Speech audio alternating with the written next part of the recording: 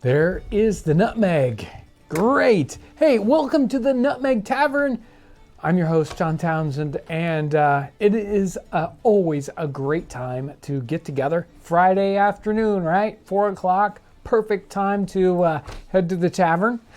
We've got plenty of room here. So there's some seats over there if you need to have, you want to come in and have a seat. Behind the bar, I am joined by Ryan. Hello. How are you? You can pick Say on hello him. one more time. I was doing something. Hello. Yeah, there you go. There, I said hi. Later on, we're going to pick on Ryan. Also, we're joined on the other side of the time vortex. Aaron is on the console, Hey, everyone. making all that technical stuff happen. Thank you, Aaron. No problem. And just need a little bit more there. More nutmeg? Yeah. It wasn't quite there. It's going to be a busy show today. Got a lot of fun stuff to talk about, interesting topics, and do we need to talk about anything before I get right down to it, Ryan? I got nothing. Okay, he's got nothing. Well, do we want to get right into that? Oh, yeah. The new thing, because we already have some people signing. Oh, I knew man, there here was we something go. to it. So YouTube, I don't know, how long has it been that they started that thing? 2 years.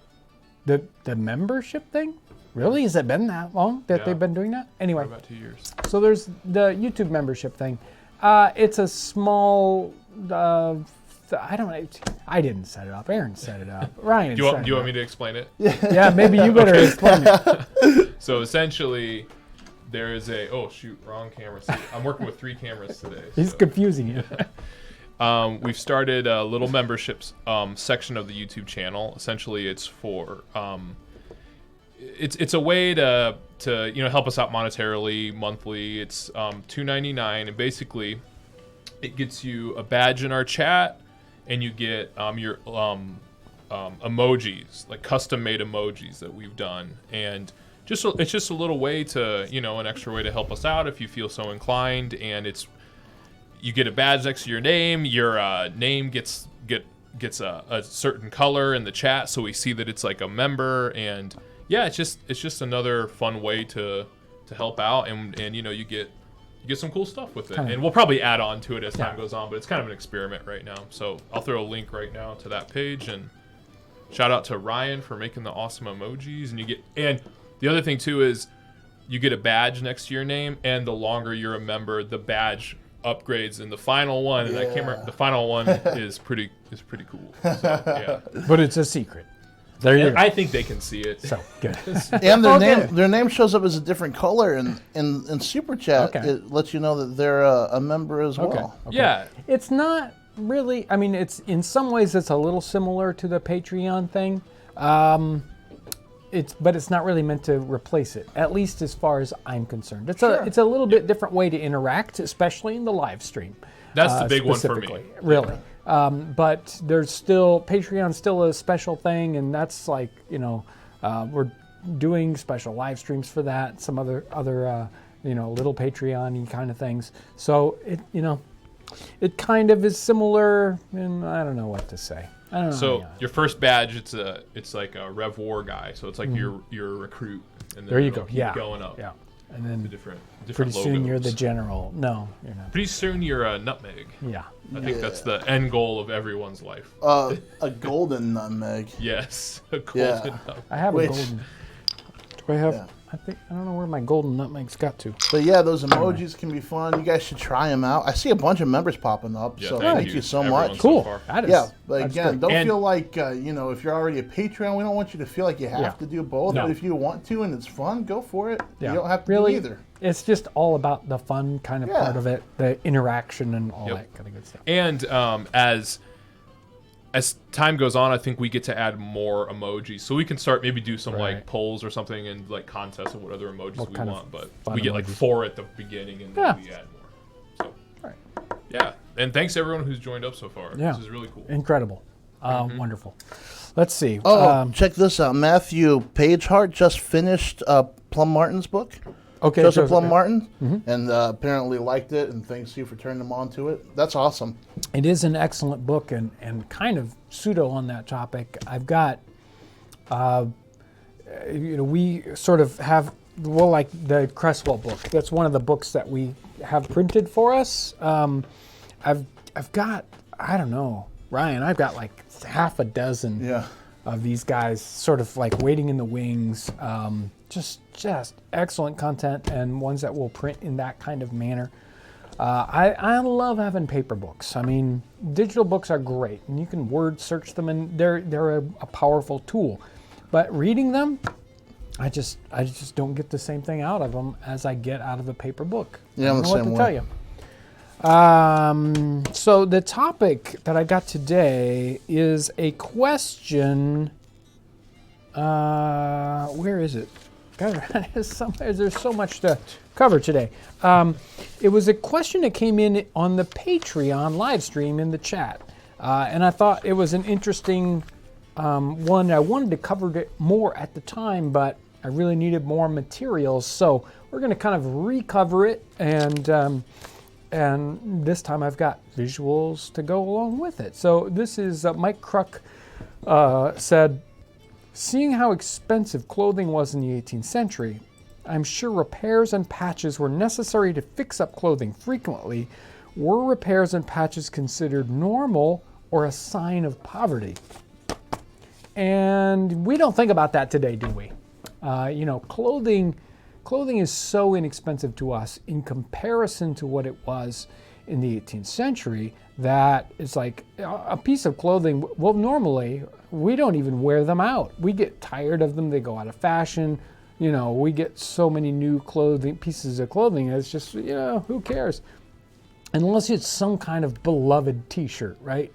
Which I'm sure like 50% of us have this, you can't throw that t-shirt away, even though it's got holes and it's all worn out and threadbare and everything. There's some pieces of clothing that are like that. But those are our kind of personal things, and we wouldn't like wear them necessarily out in public. And if we do, we embarrass our family. Anyway, but in this case, were patches and repairs considered normal or a sign of poverty? And clothing is really, really expensive. Things do wear out very frequently, and even the kind of materials they had might wear out more often. And so clothing repairs can either mean a sign of poverty, or somebody's a hardworking person and they're in their working clothes because, and they're a hardworking person, like a tradesman. Almost sometimes the clothing that they have and the repairs actually say, oh, this person works really hard, maybe you should give me a job, right? It's like if your butcher has clean clothing, then maybe nobody's going to buy anything from him. Whereas, if he's got crummy clothing, bloody, I guess would be the word you're looking for, then, that he's a hardworking fellow and he gets a lot of work done. So I've got some pictures here, and we're going to kind of talk through them about this concept of raggedy clothing, repaired clothing, and who's wearing them, who's not, and who you would think would be, but maybe isn't. So first slide, Aaron. Not everyone is wearing worn out clothing, and this is an exaggeration. This is a piece of art, and it's exaggerating this totally worn out clothing. These are obviously two beggars, and really the idea of the raggedy clothing has been taken to just to a massive extreme. There's a lot of art in the time period, and some of it is sort of making beggars look maybe as they're kind of playing up the concept. And obviously this is one of those pieces. Go to the next one. Now, here's a hardworking family. This person is probably a tradesman who's working. He's got his working cap on. None of the clothing that's in this picture looks anything like it's worn out at all. Now, this artist is Cerruti. He's Spanish, mid-18th century, and he's not famous for this kind of painting. this style, yes. But the idea of here, this working family is their clothing looks fine. I mean, I don't see any patches. I don't see any problems with it being worn out. So here's a tradesman, and he's in a fairly good situation and doesn't have any problem with that. Go to the next one. Same artist, same time period, but more hardworking. This is a laundress, and she's cleaning clothes, and she has, let me lean over here so I can see, she has repairs on her clothing. Not necessarily big patches, but repairs. And then, of course, there's the other person behind her that is not wearing a full suit of clothes. He's just got a shirt on. He doesn't have any stockings on. His pants aren't done right. I mean, he's, it's a little bit more in a beggarly kind of situation, but hardworking people in their repaired clothing. Go ahead. Now, this is, I can't remember I'm trying to remember the author's or the artist's name, but this is Swiss. He's got this particular painter has a bunch of different pictures, and they are all very similar. A lot of beggar kind of pictures, and we can see somebody here that young. His clothing is worn out, but he doesn't look necessarily like a beggar. It's just sort of somebody who's a little down on their luck. Which happens a lot in the 18th century. But we can see, he's worn his knee out on his pants, but he's still got a coat on, he's still got a waistcoat on, a shirt, his hat's in, okay shape. Probably a normal kind of person that you'd see that doesn't have their wealth showing on the outside. Go ahead. There are a lot of kind of paintings like this one, and even she, which this is a rough looking, drawing, there aren't her clothing. The back of her petticoat might be ripped, but she's actually in pretty good shape. She doesn't have a lot of patches or anything like that on her clothing. Maybe that shirt is supposed to be a fold. Maybe it's supposed to be a rip. I don't think so. Go ahead, Aaron. Now, this guy is a tinker, and tinkers in the time period were known to be pretty rough characters, and his clothing is in pretty good shape. He's actually looking pretty good. This is the Cries of London, Sandby, mid-18th century, so he's looking pretty good, but there are other characters in the same situation that are obviously not in the same situation. Go ahead, Aaron. Here's one of my favorite guys. We've seen him before. He's the Muffin Man. And he looks a little disgruntled, like maybe he's going to sell you a poison muffin, but his clothes, maybe not quite as nice as the last guy, but he's still in pretty good shape. Although, notice on almost all these guys, their hats are not nice and sharp and perfect. If you wear your hat in the weather, it gets all lumpy and weird and out of shape, and that's why all these hats seem to look like someone drove over them with a horse cart or something, because hats are hard to keep nice and pristine. So even while the rest of his clothes might be looking good, his hat's been through it, and maybe one too many times. Go ahead. Again, I look at this picture and I'm thinking, this guy should be wearing Raggedy clothes, or, obviously the lady beside him is in very nice clothing. She's out. This is a market stall. They're buying fish, or they're trying to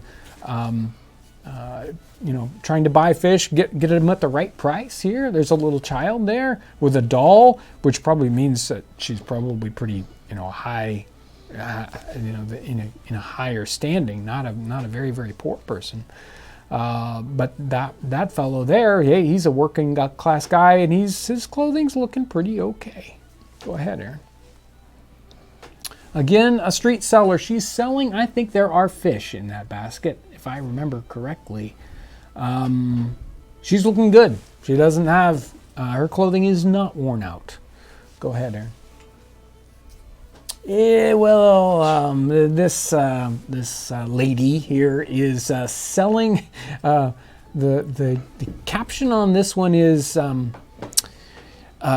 she's selling broadsheets that talk about like a murderer's confession or something like that. You know, criminal confessions. A lot of that was exciting reading for the time, and she's trying to sell these pieces of paper with these stories on it. She's definitely, I mean, you can tell from the clothing, a notch down into the rougher folks in the area selling things on the street. Go ahead.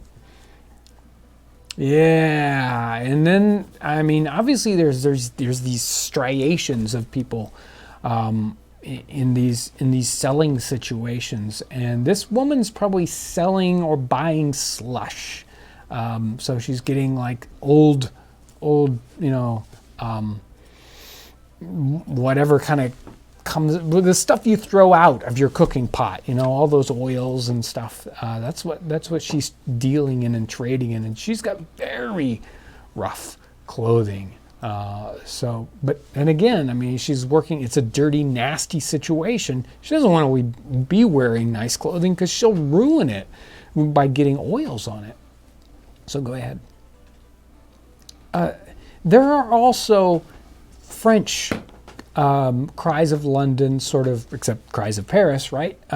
French pictures of people working in kind of lower class situations, but they almost all look like this one. This boy is supposed to be a chimney sweep, and his clothing is very nice. Maybe the artist just wasn't good at making making patches or repairs, or didn't think that was an important part of the art. His hat, not the best hat in the world, but all the rest of his clothing looks quite respectable.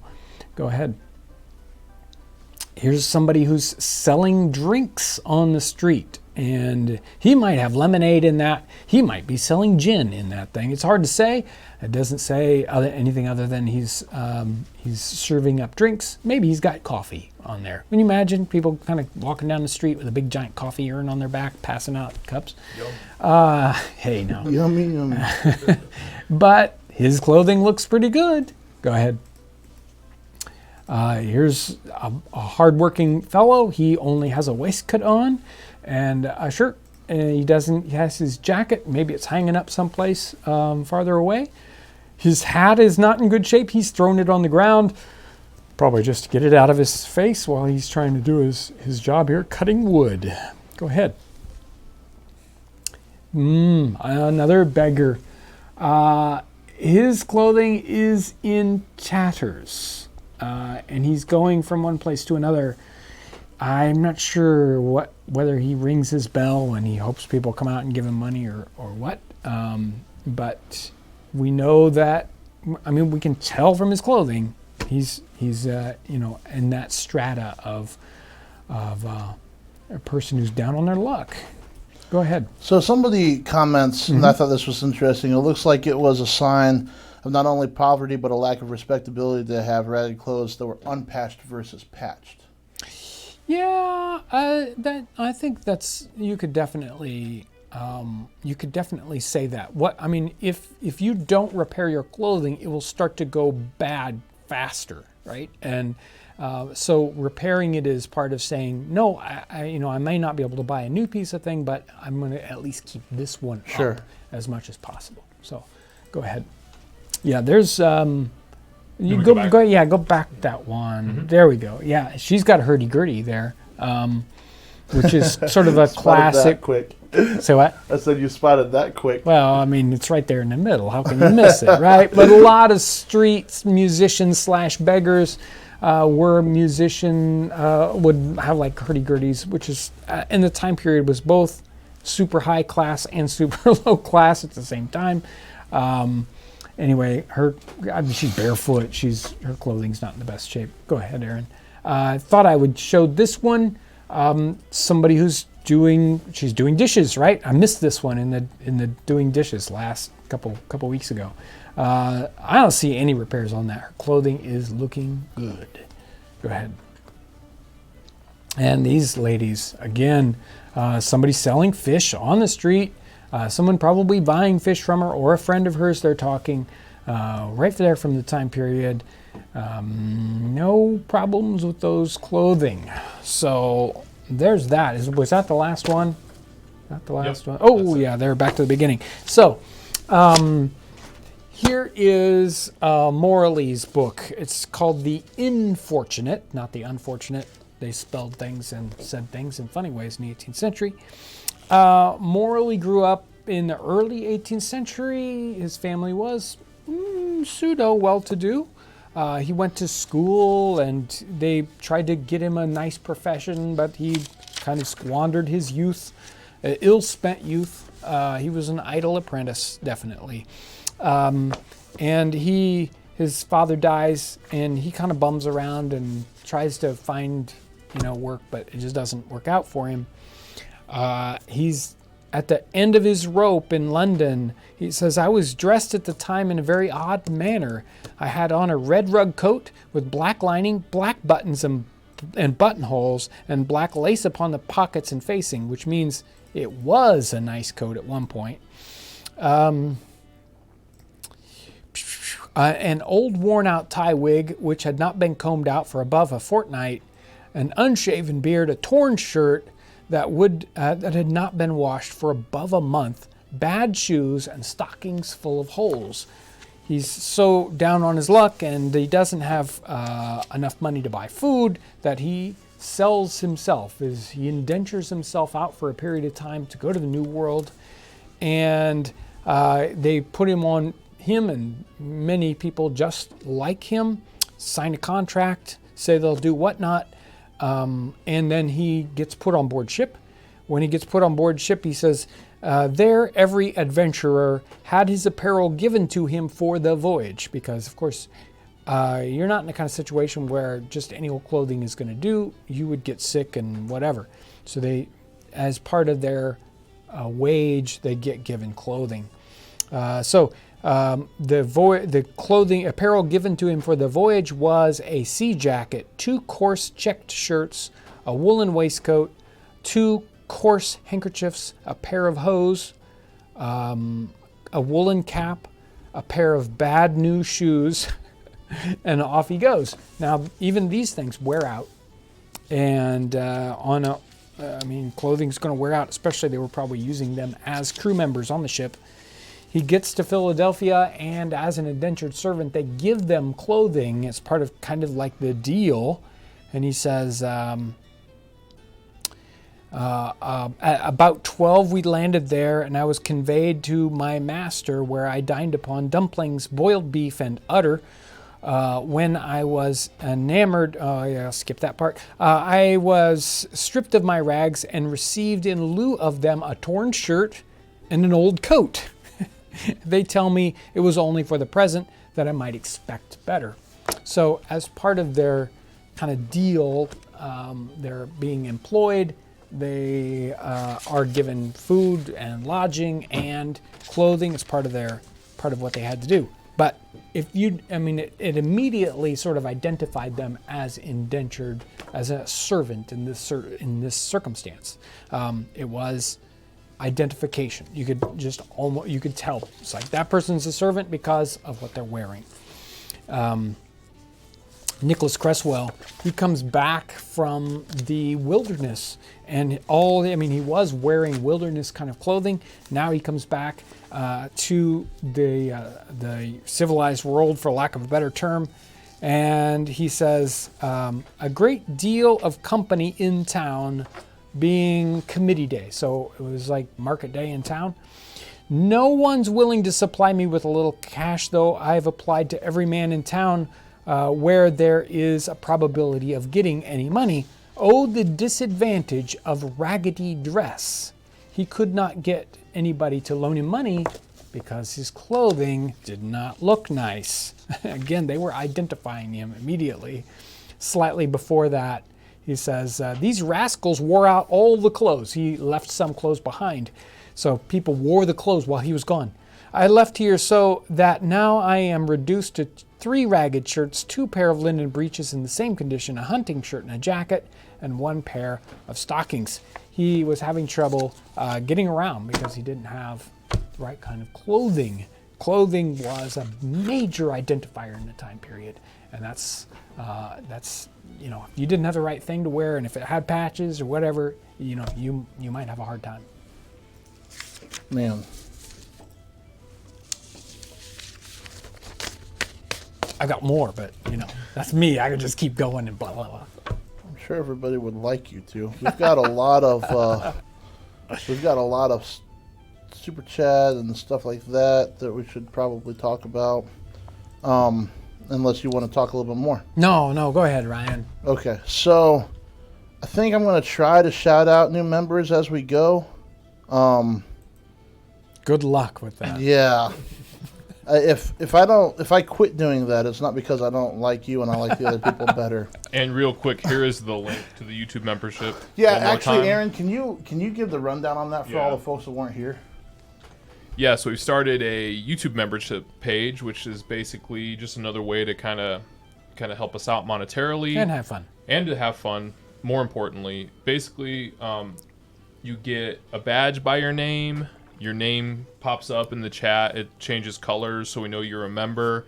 And you get custom emojis that Ryan made. And it's just a way to interact with the chat and the kind of the Nutmeg Tavern community. And go check it out. I posted a link. And yeah, that's about it. I haven't seen any of the custom emojis, have you? I've seen some. Somebody fire some in there. I want to see them. Okay, so... Oh, and by the way, we now can add 3 more. So There we go. We'll have fun making more.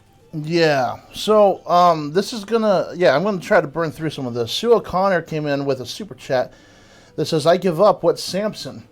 Sue. See, that's Ryan's I fault. got busy today and I forgot about Samson. So next week you get to find out. Tune in. Sue O'Connor signed up as a member. Dominica Sasanka started off the super chat with a donation. Thank you so much. Yes. John Talley is a member. Denise Maloney Pyron. My favorite coat, John. Love the color. John Kennington is a member. Susan T sends in a super chat. Jay Sanders, Colin Kelly, Eddie Gurge, Harshman Hills, Bloody Honey, David Parker. No, so stopping at Bloody Honey, those are the new members. David Parker sends in a super chat, just arrived to the live stream for another live stream. Woo! Oh, from another live stream. Man, hopping around. Drenny65, Liz Roden, Harshman Hills comes in with tip your bartender donation. Thank you very much. Does he deserve it? That's Oh, the yeah. question. Well, Absolutely. just because I don't have the drink doesn't mean I have drinks. Okay. Right? Okay. So we can still drink. Tai Lun Chow is a member now. Cedric Lemay, greeting from Montreal, Canada. Max Cool is as a member. Dominica Sasanka, Valerie Grasso, Sarah Cruz, James Ellsworth. Guys, I just thank you so much. I can't read everybody. We appreciate it. Thank you. Espino Style Tony comes in with super chat. Finally fixed the chicken wings last night. Yeah. I added celery to the marinade and served it with rice. My parents and I liked it very much. Woo! I was thinking that it would go well with rice too. So, yeah. Brilliant Low 2 sends in a super chat. Thank you. Mike Howell on super chat. I heard that in the 18th century, it was thought that blowing tobacco smoke up someone's backside helped to revive them from drowning. So much so that there are illustrations of it. Any truth to that?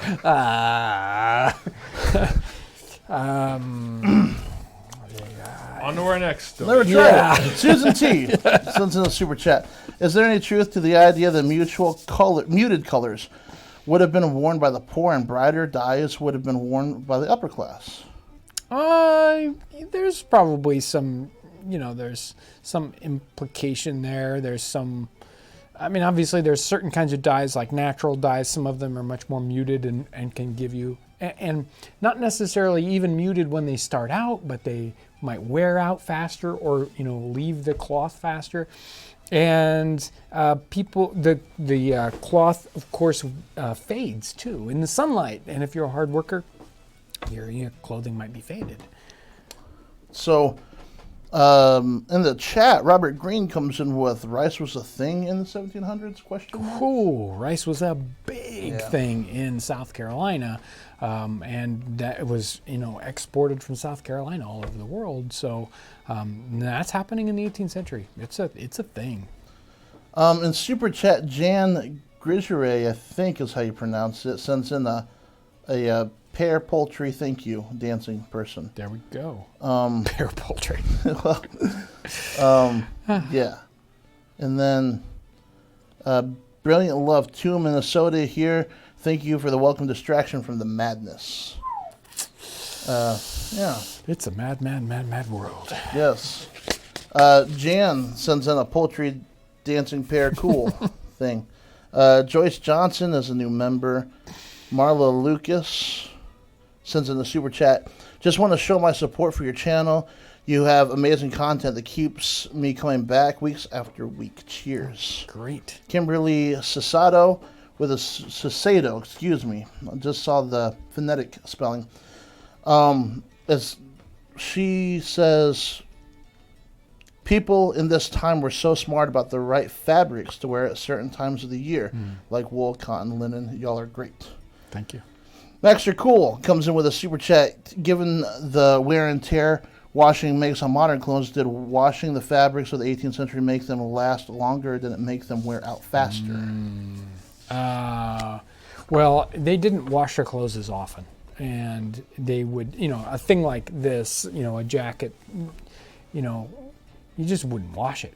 It's not, you might, it's like, oh, it's got stuff on it. We don't wash it. You like brush it off and that's it, because you don't want to wear out your nice outer clothing. So, the things that are getting washed all the time are the shirts, which are basically the underwear, both top and bottom for men, or the shifts for women, same thing. Those are the kinds of things that get washed over and over again. You wash those other items and you will wear them out. And it's probably, they were very cognizant of that. So things that we would wash today, they definitely wouldn't necessarily nearly as often. Somebody was in this chat asking how they took care of their nice heavy coats. Well, yeah, it was brushing. They also used different kinds of like chalk balls or whatnot to get greases and oils out of them. And what about smelling bad? Did they have anything about that? You would air things out. You'd just put them out on the line, or some kind of place where it could air out and not smell bad. And they did that with like all their like bedding and whatnot. It was just like, whoa, we've got this big fence out in front of the house. Let's just put all our bedding out there, and that airs it out and sort of cleans it without wearing it out. So somebody also asked, would they wear their coats all year long? They're going to wear it. I mean, if they have one, it's part of your uniform as a person. It tells you the kind of coat you're wearing and how good a shape it is. Those all say things about your station in life. So you would wear a coat, and I mean, you might have a lightweight coat for summertime, maybe. Maybe you can't afford that, so you would only have one coat. But yeah, coats are worn all the time. The Honest A-Hole came in on Super Chat with with a question, or just a statement. Honest. Yeah, very honest. Yes. Wow, you've really taken this to another level, and that is a very honest statement. Yeah. So thank you. I appreciate the honesty. Yeah. Sir. Jeb Reed comes in on Super Chat. Is that fine lad in the background using the ye old Microsoft Abacus One personal computer 1803 model? Oh. There are kinds of technology that can move through the time vortex better than others. And this particular piece had gotten through somehow. I don't know. Waffled Imple, thank you for all you do on Super Chat. Lisa Kilmer, Super Chat, good subject. We take clothing for granted. Making fabric was such a big deal. Yeah. Now, I think that catches me up on Super Chat. If I missed somebody, please. Oh, yeah, I missed somebody. David Donnelly. How could I miss There David he is. Donnelly? Another interesting Friday. Enjoy the weekend. Great. And yeah, Thank there we you. go. So I can get into some comments from the chat. Somebody asked about slush. What's slush? Yeah, well, they did a lot of boiling of meat in the 18th century, depending on, the kind of culture you were in, different parts of Great Britain and North America. And the fats would boil out and come up to the top, and you would scrape all that stuff off, and you'd toss it in the side, and it might turn into candles or some other kind of, item, whether there's ships would use that kind of stuff. Oh, I mean, you'd use it in all sorts of ways to waterproof things. And so slush is that goopy, oily fats that rise to the top. You use everything in the 18th century. As often as you're wearing clothes from the era, do you find them more comfortable? Do you find them cooler than modern clothing? No, I wouldn't call them cooler. No. Comfortable sometimes, definitely. I mean, but, am I going to wear these clothing, 24/7? Well, I'm going to wear them in my sleep. Yeah, I don't know how to answer that. Because I wear it so often that I might as well be wearing them all the time. Yeah. Okay. Did gentlemen in the time wear their hats inside of a tavern? You see pictures and it's a hit and miss. We kind of think about it as, this is polite and that isn't polite in the 21st century. And most people don't wear hats anyway. But it's not uncommon to see hats on people's heads in the 18th century inside buildings. It's very... and we've even done it as a topic before. Yeah, we have. So not uncommon, but it's not a 100% thing. Sometimes they take them off, sometimes they don't. How was felt made in the 18th century America? Felt is kind of made in the same way that, they make felt today. You take all those fibers and you try to figure out how to get them all kind of smooshed up as possible. So there's kind of pin felting where you run needles through it and it kind of mixes it all up in a different kind of way. And there are, kind of layer feltings, and sometimes they would put all the fibers together and sort of put them between blankets and roll them, and that makes all those fibers kind of lock together in a non-woven kind of a way. So there are several different ways to do that, but they're basically primitive methods of the same way they would do them in an industrial process today. Johannes Gada comes in on Super Chat and asks, what were some common card games played? We talked about that in the past, and I don't remember. There's things like Whist, and there's some other card games that we wouldn't recognize the names of, but they're sort of ancestors to the card games that we play today. There are even like Hoyle is from the time period. So there are some of the same kind of, games. What's the one I'm thinking of with the little pegs that go around the board? And I'm sorry, I don't know. He doesn't know. I can't think of the word right now. Well, never mind, I'm not going to say that. Well, was the style of clothing different due to the fact that Britain was cooler than the climate here, or less humid? Well, that is kind of one of the problems that it's like, all these cultures are coming from this, one place, different places in England, going to North America. And they had this sort of style. People are supposed to be wearing this. You get to North America, and we have a greater ups and downs. because we're more inland or whatever, right? And so there was this problem of the clothing that we're used to wearing just doesn't work here. And you'll have different people. Presswell talks about it really close to the same spot where I was reading. He was sort of taken aback by what people are wearing, and this would be scandalous in Great Britain. Charles Woodmason has the same kind of issue. He's in the backwoods of the Carolinas, and he's just like, he's unbelievable. These people are just walking around basically naked, couldn't believe it. But that was what, that's what it's like. This is what is appropriate here because it's so hot or so cold. So it is definitely talked about, and there was an adaptation of clothing. It's referenced multiple times. Somebody just asked in the chat, is it true that the color purple was reserved for royalty? I don't know if in this setting it is. I mean, there were some places at some times in history when it was illegal for you to wear a certain, color of clothing. That is just not appropriate. But I don't think we're seeing that so much, obviously in North America, but I don't think we're even seeing that as much in Great Britain in the 18th century time period. Possibly true earlier? I don't know. Do you know when denim fabric was invented?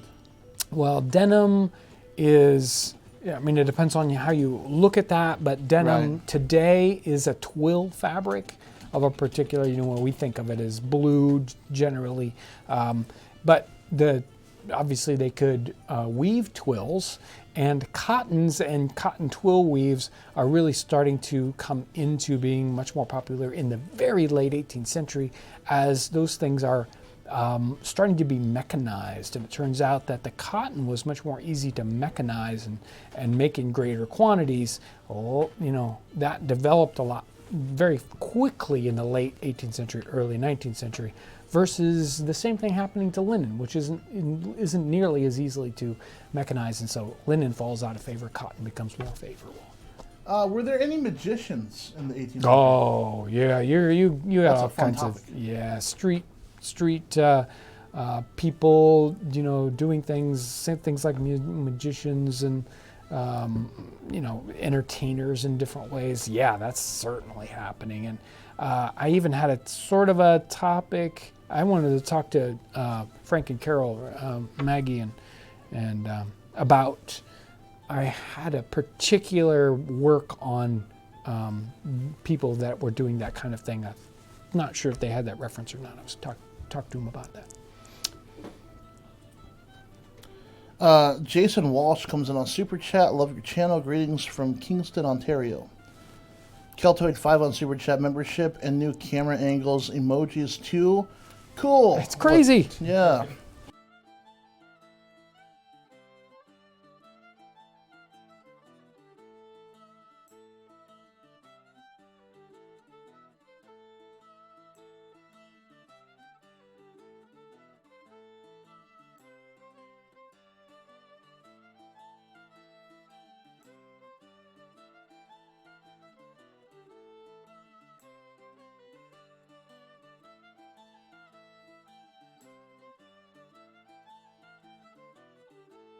Right. Is there? You got it? Yeah, I see audio. Are we good? Everybody, we good? Did I lose audio there for a second? I think probably the squirrels running in the cage that make everything happen Sorry about stopped for a second. Yeah. How's that now? Yeah. Everybody good? Everybody good? Okay. Hold on, let's see what they say. No sound. Lost audio. I can't hear. How about now? Everybody good? Hopefully it's Can we hear working it? for you. I think we should ignore it and imagine that it's looking like it's working. So Hold on. Okay. Let's see. Can't hear anymore. Check. Just throw it in the chat if you can hear. Lost video too. That's weird. Yeah, there's this time lag going through the vortex. Yeah, here we go. so there You're we go. good. Everybody's saying yes. Okay. Okay, Okay, cool. We're good. Sorry, everyone. Okay, so Amber Crystal Daughter in Super Chat. It's really cool how they traditionally make the giant pieces of felt for Europe. It's probably not relevant 18th century North America, but worth looking up if you're interested. It involves horses. Yeah, I'll bet. Trampling it and all that kind of good stuff. Sure. Yeah, and they certainly did other sorts of things, but I don't know if they needed to make giant sheets like that. So before we get any further, let me grab the Patreon. We're on the same page. I was just going to tell you that. Man. It's like we're psychic. Wow. Anyway, new Patreon names for this week. So I try to get to the new ones each week, or else it just gets. Anyway, Brandon Purnell, Sean Graham, Ariel Ryan Pagano, someone that's just Tom, Annie Elliott, Jim Dewey, probably related to Dewey Decimal System, I'm sure. Koyo Masori is my guess. Christina Wyke, Dylan P, Alex Sikala. I just don't know what to do when you got two C's and it's like, are they both? Anyway, someone that's B, and you mentioned Doug E, right? Doug E, that's there right. There we go, Doug E. Those are the brand new Patreon folks this week, and Patreon is one of those ways that people support us. It's like a once a month little amount that's $2, $5, $10, whatever. And there's a link to it in the description section if people want to help us out with that. And sometimes we have special Patreon live streams and other things that go on with Patreon folks. All right. Nancy Gross just threw in a donation to Super Chat for squirrel food. Oh, yeah. Keep them going. Keep them going.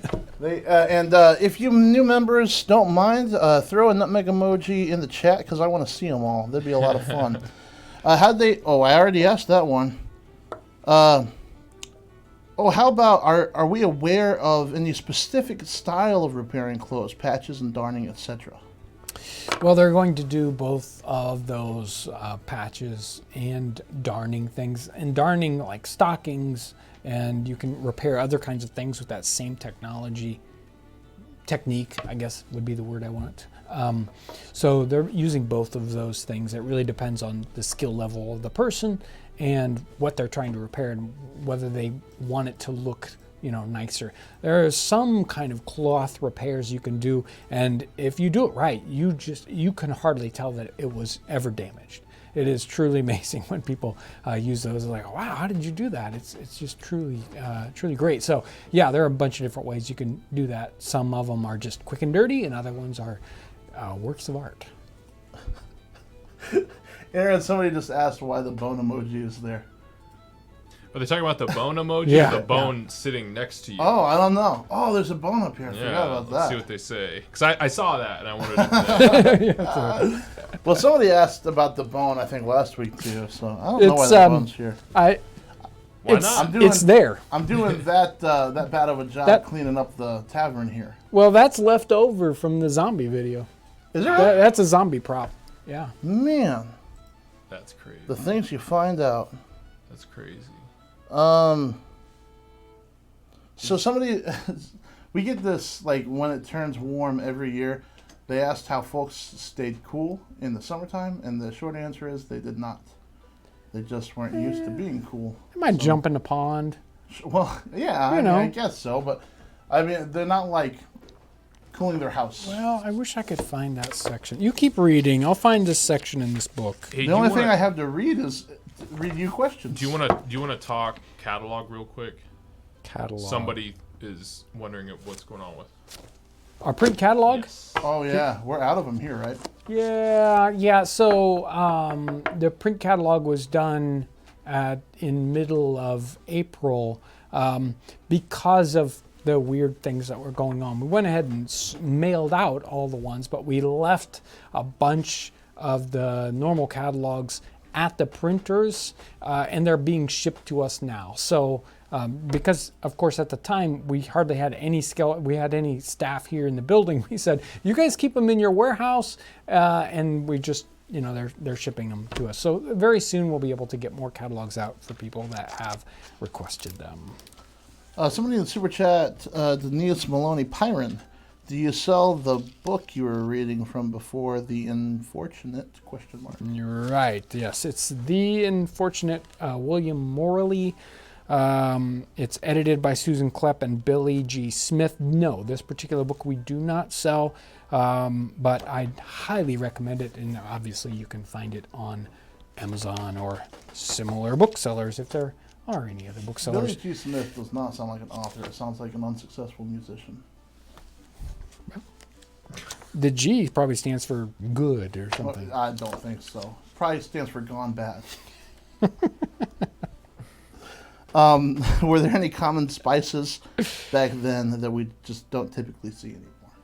Well, I think nutmeg is the main one. It's like the most common spice that you almost see. I mean, other than salt and pepper, and it's just in everything. No, you in see today. a lot of mace. Well, But that's just nutmeg in another way. I've noticed that parsley is in a ton of recipes. We use parsley now, but I don't think we use it quite like they did. Yeah, right, definitely. Did people use tar on the linen? If so, in what way? Techniques? Well, it's a really good. What? He's back there laughing. It's an epic sigh. It was. Well, I mean, the thing is like, I think in sailor situations they're tarring clothing, but I don't know if they're doing it as much as we think they were. I mean, tarred hats, yeah, that's a thing. But if you've ever put tar on clothing, it's not very pleasant. And it depends on what the tar was like in the time period, because there are different kind of some tars are very liquid and other ones are very, very hard. I think waxed clothing might be a little more common, but you just don't see that very many references to it. And sometimes they just painted clothing. So like the oilcloth that we made that video, that's basically 18th century paint, oil-based paint of the time period. So there are a couple of different technologies they would use. They even had, we were talking about the hats getting all messed up in the rain. They even had oilcloth hat covers. So you'd have a cover for your hat to keep it from getting rained and messed up. Sarah Cruz comes in on Super Chat. How often did they change their socks? Well, if you only have one pair, you're not going to change them very often. And they would get holes in them all the time, like, Cresswell talked about having holy socks. And, Yeah, they're probably fixing socks like crazy. yeah. I mean, and what do we do today? We just throw them out. But they're really expensive in the time period. Imagine hand knitting socks. Can you imagine that? I can't imagine that. Sorry. Somebody put in the chat that cinnamon is unworthy to stand in nutmeg's shadow. When did cotton come in as a harvested crop in America? I don't know if I can't answer that. I'm not sure. I think it's a little bit later in the time period, but I don't know. Is it true that the color... Oh, well, I already asked that one. I'm not keeping up with my deleting very well. Sorry. Somebody was watching the writing videos. Mm-hmm. They said doesn't matter which way up the quill is. Was watching the video, the ink video. Yeah. And he was holding the pen with the ink holder down. Is this correct? No, he was probably just no. I mean, usually that tip is cut away, and that's on the bottom side where it's cut away, and the top part with the slit on it. Well, that's the top, right? And there's even that swoop of the feather that really it lays in your hand properly if it's one way and not the other. There are left-handed feathers versus right-handed feathers, so yeah, it's got to be the right way because the feather's kind of shaped oddly, and even the shaft of the feather. So, all right. Oh, yeah. How did folks keep their hair cut back in the 18th century? Did they go to someone? Did they do it themselves? Obviously, both, but... Yeah, I mean, there are lots of barbers in the 18th century, and I'm sure there are plenty of people that are in situations where they got to hack their own hair off somehow because they don't either have the money or they're in a place where there aren't any barbers. But, yeah, it's an interesting question. But I think barber's the way you go. And then, have you seen any records of nutmeg toxicity from the time period? No, they don't talk about it. Okay. You can't have enough in the time period. You obviously today, I mean, what we probably got there's something something about our. Maybe it was so expensive at the time period they couldn't afford to eat so much of it that would hurt them. Just now in the chat, somebody asked about hygiene in the 18th century. I know we've done a big video on that before, but what were common practices? Well, there's a lot of cultural mismatch here, or let's just say that there are a lot of differences as we go from one place to another. We think of the colonies in North America as sort of this monolithic thing, and it is very different from place to place, colony to colony, and even 10-mile stretch down the road, and woo, they do things totally differently. So there are some places where they say, oh, these guys are very fastidious, they're very clean, and then other places where it's like, that's not, they're not, they don't care. The different journals talk about that varying a lot from place to place. So, how big or how common were pants pockets in the time period? You actually don't see a lot of pants pockets in that time period. They're not very common to see. And pockets, that kind of word pocket, a lot of times means a separate bag that you carry your items in. So, we think of pockets today as well. They fit in a piece of clothing, but not necessarily very true in the 18th century. Were they using stainless steel? And if not, how were they keeping care of their knives? Yeah, they did not have anything like stainless steel. There were some steels that were more easily corroded than others, but they didn't have anything like stainless steel. And so you end up polishing, sanding, working on your knives a lot, and making sure that once they're clean, you oil them, or else they will rust. And the knives that we sell, they rust. I'm caught up, and it's close to quitting time. Feel like I run a marathon. Let me throw that membership link in one more time. Yeah. If anyone's interested. Here we go. Yeah, we really appreciate everybody that is signed up on that. I hope you're having fun with it. If you've got ideas on how to make it more fun, just go ahead and drop them in the chat so we can see. Right. And we'll do a 10-second show and tell. I forgot about that. Yeah, this guy came in today. I've been working on printing different kind of books for people who want a print version, and kind of wanted an 18th century looking exterior on their book. So I picked this guy up basically to use as the, photographing it and blowing it up and using it as what the cover looks like of the book, so that your paperback book on the shelf would look like an 18th century book. Just the cutest little, it's a French book. Can't even remember what the content was on this one, but He says 1812? yeah, this one is printed in 1812. So just thought beautiful little piece with laid paper on the inside and marbled paper on the outside. Just great little binding. So it'll make a fun exterior for some of these books we've got. It's always neat though to get these things right from the time period. You're thinking, wait, somebody 200 years ago bought this book and was reading it just like I can read it today. It's just, I always love that. Kind of like you almost step right through history and grab something. Hey, real quick, Katie Teets comes in on Super Chat. She just found your channel. Love your work. Have a great weekend. Thank you so much. Special thanks to the new Patreon people this week. And if you're a Patreon person, make sure to pay attention to the Patreon website for scheduling of those special live streams. I'm going to try to play around with some of the scheduling to get some people that aren't available at the time that we've been doing it recently. So we'll see about that.